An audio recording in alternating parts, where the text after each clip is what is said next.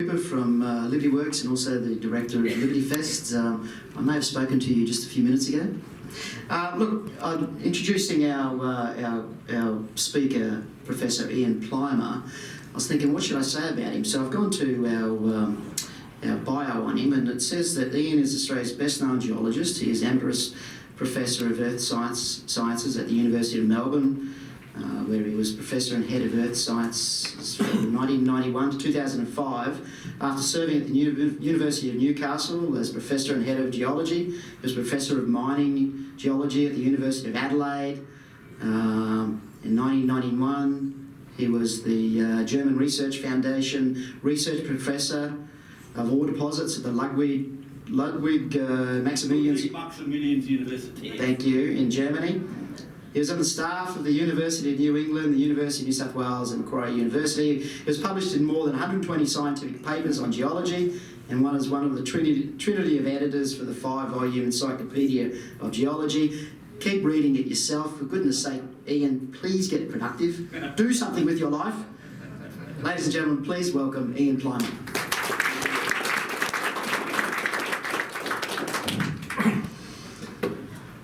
Well, next door we heard about Greece, and as a geologist I've had the privilege of working in every continent, including Antarctica, and I worked for a long time in Greece, in the Greek islands. Terrible job, but someone's got to do it. And what we heard about Greece was exactly right.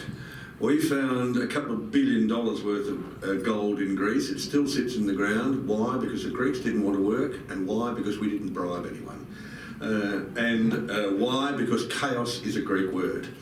And more recently I've been working in charming places like Mauritania, Saudi Arabia, various South American countries, Iran. I had worked in the Soviet Union off and on, Czechoslovakia, Czech Republic, Slovakia, Turkey. And as a geologist you become an observer and you look at how societies work.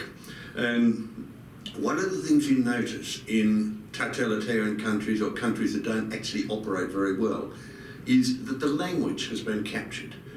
And we see that in the climate change cacophony. The language has been captured. A climate denier or carbon pollution, emissions. And by capturing the language you control the argument. And we've been able to do that because for the last 50 years we've had a dumbing down of our education system. Young people now do not know how to construct an argument, and so instead of arguing, they abuse you. Young people now do not understand how to be analytical, how to be critical, how to use knowledge. They might immediately call up something on their phone that Google says this. That's information, it's not knowledge. They might immediately go to Wikipedia. And in my Wikipedia entry has my birth date wrong, and don't you dare change it because it's very, very good evidence that Wikipedia doesn't get the fundamentals right. So we're now in a position where we are having a battle which involves capturing the language, which means controlling the argument and denying facts. And truth tellers now are regarded as seditious, truth tellers now are regarded as dangerous, and this is the case in many of the totalitarian countries that I've worked in.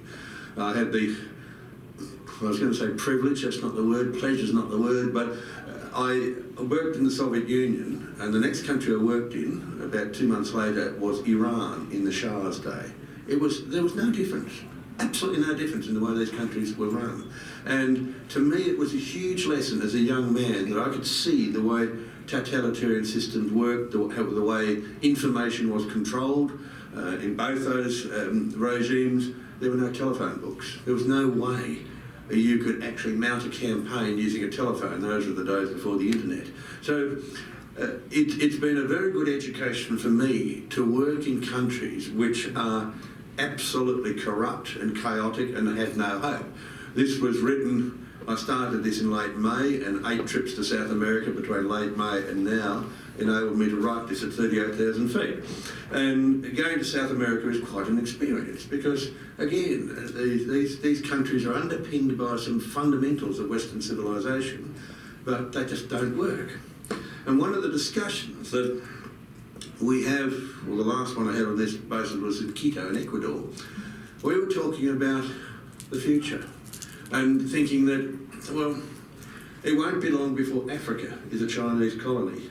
It won't be long before Europe is an Afro-European continent. And the only bastions of Western civilization remaining will be the US, which is Protestant, and South America, which is Catholic. We are losing some of the fundamentals that we've had in society. And one of those fundamentals is the way in which we construct an argument using logic, rationality and science. And that's been with us for 2,500 years, that process of argument based on logic and evidence. And that's been with us for 2,500 years. What actually is science? Now, science is based on evidence. And that evidence comes from observation, from measurement and from experiment. And you try to explain the phenomenon, and that's your scientific theory. It's a very powerful word, theory. It's not a loose word. It's an explanation of a phenomenon. And you may well change that explanation based on new evidence or based on the coherence of other evidence from left field that may or may not agree with it. And that is the basis of science. Now, this is not what we have in the current cacophony on science. There is a huge amount of evidence showing us that the gas carbon dioxide does not drive global warming. Yet that theory of emissions driving global warming is still with us. So I argue that climate science is actually not science. It is underpinned by a twinge of fraud, such as the hockey stick, such as what Jennifer Marahassi's been looking at, is the changing of the temperature record, always changed in the one direction. So the first argument I put up is that climate science is not science, because it doesn't use the principles of science, which have been with us for 2,500 years. The second argument I use is that of language. We hear about carbon pollution. Well, carbon comes in two forms, one of which is black, and if we had carbon pollution we couldn't see anything because the atmosphere would be black, and the other is diamonds. And so we'd have Lucy in the sky with diamonds, a sparkling sky. So that language is showing either a nefarious aim or total ignorance, and I suspect both. We don't have carbon pollution at all. We have a trace gas in the atmosphere called carbon dioxide. It has been leaking out from this planet since the Thursday when the planet formed 4,567 million years ago. We've been leaking carbon dioxide into the atmosphere. The other planets do the same. We've measured it. You can measure the amount of carbon dioxide leaking out. We once had an atmosphere which was almost 1,000 times richer in carbon dioxide than now. And where did it go? It went into the rocks. What are the rocks? Well, a very common rock called dolomite. And you say, oh, well, let's check it.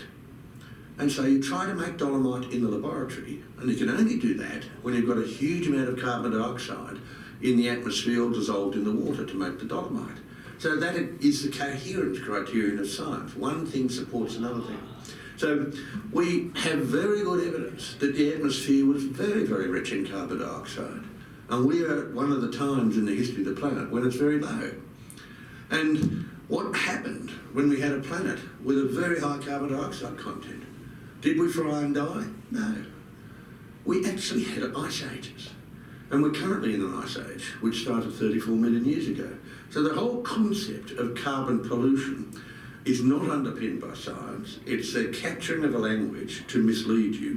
And we have carbon dioxide constantly emitted into the atmosphere from volcanoes. Most of them are submarine volcanoes. We don't see them. There's 1,800 terrestrial volcanoes. There's 3.5 million submarine volcanoes. We don't see them, we don't measure it, but we can calculate ways in which we release this carbon dioxide. It dissolves in the oceans and later gets exhaled by the oceans. So here we have a really interesting situation where we have the bulk of the world's emissions of carbon dioxide, 97% of the annual emissions come from the oceans, come from volcanoes, and come from exhaling. We breathe in air at 0.04% carbon dioxide. and breathe out air at 4%. So most of the world's annual emissions of carbon dioxide come from the oceans. We humans, through industry, emit 3% of the annual emissions of carbon dioxide. And the fundamental question which I pose in this book a couple of times is, can you please show me that the human emissions of carbon dioxide drive global warming? That's fundamental. No one has ever shown that human emissions of carbon dioxide drive global warming. And that means that our whole emissions thinking is underpinned by a fallacy. We have not shown that human emissions of carbon dioxide drive global warming. And even if we did show it, so what? Australia puts out about 1.3, 1.5% of the human emissions of carbon dioxide. And what's 1.3% of 3%? It's 9 parts of bugger all. So, in effect, whatever Australia does, and I go through the calculations here, whatever Australia does will make absolutely no difference to the global climate. So if you believe, which is a word of religion and politics and not of science, if you believe that our Australian emissions drive global warming, whatever we do is not going to change it. And if, in my view, I have evidence that shows that it doesn't, then we are down the path of suicide. And what happens with going down this path of suicide? We've taken these courageous steps to try to stop emissions of carbon dioxide into the atmosphere. And those courageous steps have been put in wind industrial complexes. And you can do the calculations. I've done them before. I did them in that book that's floating around here somewhere, Not for Greens. And you can show that the amount of carbon dioxide that you release to make a wind turbine is more than it will ever save in its working life. So what's the point? And the second thing is, the wind doesn't blow all the time. You've got to have a generator, a coal-fired generator ticking over all the time. And so, again, you're not saving anything. And how can you, as an environmentalist, claim that you're doing something for the environment when you're adding more emissions to the atmosphere with a wind complex, and you're slicing and dicing birds and bats, especially raptors, and you are creating health problems for humans, and you are creating an eyesore in quite often very lovely areas, and unlike many other industries, once you've finished that turbine, you can walk away. There is no legal requirement to clean up the mess you've left there. So no environmentalist could claim that this is good for the environment, but they do. But if you're a true environmentalist, you'd say, oh, gee, that's terrible for the environment. We have to have an emissions-free technology. Now, in my view, the emissions are a total diversion from the real argument. So let's go to solar. Solar power relies on sunlight hitting silicon metal, and an electron jumps from one layer to another. And then it jumps back and gives out electricity. There's only one specific wavelength that does that. If you want to make solar power more efficient, you have to actually change the way atoms work. No Paris conference can do that. It is a very inefficient way of generating electricity. It only works when the sun's shining. And to create the silicon and the rare earth element magnets and the copper, etc., you leave a hell of a mess in someone's country. In this case, it's China, where you leave a great mess to create these rare earth element magnets. So solar's not efficient. It's only on average about 11% efficiency.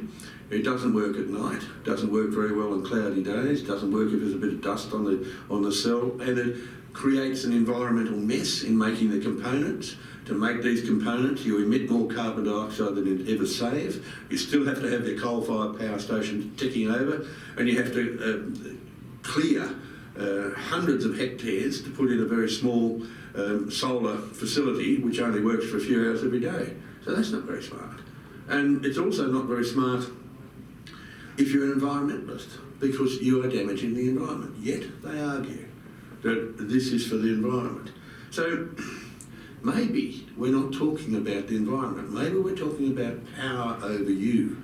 Power over you, because if you can control the absolute fundamental of society, and that is energy, then you control that society. And we, in Australia, we don't have energy as a luxury. It's an absolute essential.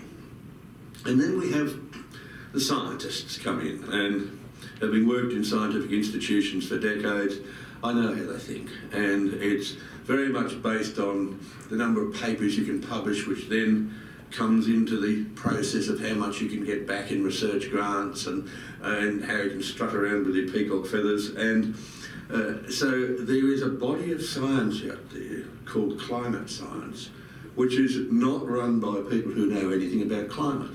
Go and look at the 19th and 18th century textbooks. They're full of information on climate, and these are the geology books. There was no such thing as climate science then, and we as geologists have been looking at climate for hundreds of years. And we look at climate changes which are very large. We've got climate changes in the geological past where the temperature rise has only been 80 degrees Celsius, and the sea level change has only been 600 metres. So if people are worried about a 0.7 degrees Celsius change and a sea level change of this much, I mean, they really should put ice blocks in their drinks. It's a seriously a misleading way of looking at things. So the temperature record we see in geology is that there's absolutely no correlation between temperature and atmospheric carbon dioxide. And there are ways of measuring what the atmospheric carbon dioxide was. So if there's no correlation, then there's no causation. We see when we look at drill holes into ice. These drill holes have gone through kilometres of ice. When snow falls, before it's compressed into ice, it captures little bits of air, and that air is preserved in the ice. And from that air, you can measure how much carbon dioxide was there from various chemical tricks. You can measure the temperature when the snow fell, and we find that we have cycles of climate, which we see from Antarctic ice and Arctic ice, from Greenland ice. And these cycles of climate are driven by the Earth's orbit. They're driven by changes in energy given out by the sun. And we see that when the planet naturally warms up, about 800 years later, the carbon dioxide content starts to rise. It's the exact inverse of what we're told. We're told that carbon dioxide drives warming. The exact inverse we see over time, many, many times, that warming drives the carbon dioxide content. So again, if you cannot have the ice record coherent with the theory of human-induced climate change, you have to reject the theory. But that's not done. And it's not done. This information's been out there for decades. Yet we haven't rejected that theory. We see that since 1850, when we started to get thermometer measurements, which were moderately reliable, we've had 3 periods of warming, and we've had 3 periods of cooling.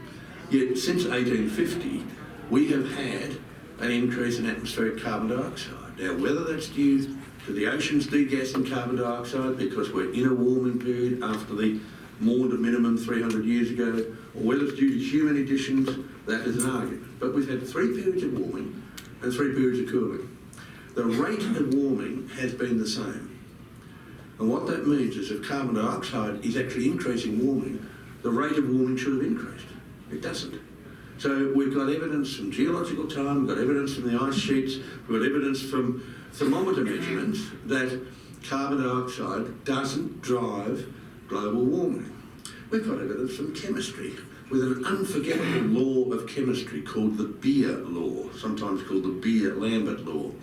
And in this law, we see that as you increase carbon dioxide, temperature will increase until you get to about 100 parts per million carbon dioxide. We're currently 400 parts per million.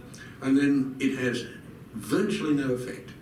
So once you have a minimum amount of carbon dioxide in the atmosphere, no matter how much more you put in, doesn't make any difference, doesn't drive temperature. Now we see that from chemistry, we see it from geology, we see it from glaciology, and I think that's enough evidence to say that the theory that human emissions of carbon dioxide drive global warming is wrong. We also have a consensus in science. Now there's no such thing as a consensus in science. It doesn't work.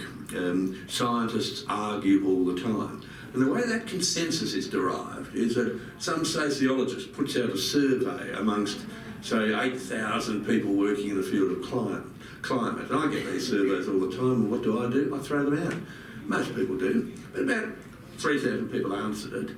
And this then was cherry-picked by our sociological friends, and only 77 of the answers were appropriate for the survey. And 76 said, well, look, human emissions of carbon dioxide drive global warming. There was one heretic there. And that's how we get the figure of 97% of scientists say that human emissions of carbon dioxide drive global warming. It was a survey that was cooked and cherry-picked. And it was a survey of only 77 people. So the whole concept of consensus is not what science is about. Science is married to evidence. And the surveys telling us 97% are absolute rubbish. And I go into that in quite a bit of detail. I can show these surveys are cooked, which I do in this book. And then I look at peer review. Now, I've been involved in the peer review process for a long period of time. I still review scientific papers. I have sat as the managing editor of various major international journals. I know the way the game works. It's a pal review, it's not a peer review. And you review a colleague's work, and in return he might review your research grant. If you put him offside, you're not going to get your research money. That's the way it works. And I look at some wonderful peer review processes here where people have submitted spoof papers, and actually they have gone through the peer review process and they have been accepted and published. My favourite is one based on a Seinfeld 1982 program, and all the references in this paper were Seinfeld characters, and it was about a huge disease where you want to have a piddle in public. Uromycetosis, yes, and it was an invented disease by invented authors from a mythical institute, and it got published in a peer-reviewed journal. I have another favourite one there about how there's a relationship between climate change and the penis, which apparently is only a social construct, it's not a real anatomical organ. And this stuff gets published, and people have tested the system by putting out these spoof papers. So I'm arguing that the temperature record is a very bad record.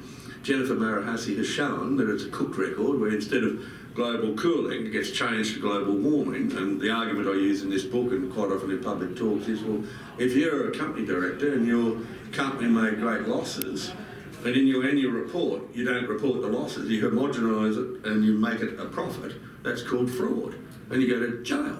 Now, that happens all the time in the climate industry. The data gets changed. So I don't trust the science. I don't trust the popular scares. As soon as someone says, oh, you know, the Great Barrier Reef is dying, pull the other one. The Great Barrier Reef has come and gone. And it does that all the time. Like any biological organism, it's under attack from critters. That's the way you survive. It's constant warfare. Or we hear about sea level change. Well, pull the other one. Land level goes up and down all the time. And so I deal with the popular scares. And what I really focus on towards the end of this book is looking at the costs. Our costs of electricity were going down from 1955 until 1997. That's because it was run by state governments competing for business from the other states. And then the federal government put its beak in. And then a little bit later, in 2005, we had wind and solar energy put into the grid, and the cost just took off. And the end result of that is that here we are in a country that exports huge amounts of coal, gas and uranium, and we have unreliable energy. We have a lot of people, especially pensioners and unemployed people, who cannot afford electricity. This is a moral problem, and it's a moral problem brought on by our Greens, by pontificating about a fallacy, and that is human CO2 emissions drive global warming. And that moral problem has put us into the position now where, and I read a regional newspaper this morning, the Barrier Daily Truth from Broken Hill, where I spent a lot of my time, and Vinnie's there in Broken Hill is now giving people energy vouchers. Now, this is Australia. We have more energy than any other country. We export huge amounts of energy, yet we have energy poverty. And my conclusions in the book are, well, what the hell do we do about it? And we cut out all subsidies for electricity. And that would completely change the situation. We'd also cut out the must-take policies, where if you generate some electricity from wind, then the grid must take it. And that pushes out the cheap producers. We have all sorts of carpetbaggers out there and lobby groups and feral groups like Greenpeace who actually get tax deductibility status. We have foreign groups and various government groups funding activists. So I point out what the problem is, and that is the fallacy that human emissions of carbon dioxide drive global warming. The fraud, and that is the temperature record, the consensus, the peer review and the popular scares, the costs that we pay as a result of that, and the moral questions of environmentalism and having poor people not affording to be able to keep their house warm or cool, and the end result is how do you solve it? My ultimate conclusion is bleak. How do we solve this? I think we've got to have 3 years of shortened government to make things go so bad, absolutely so catastrophically bad, that the politicians actually might do something. But at this stage, there is no mainstream politician that's interested in solving what blind Freddie can see. Thank you.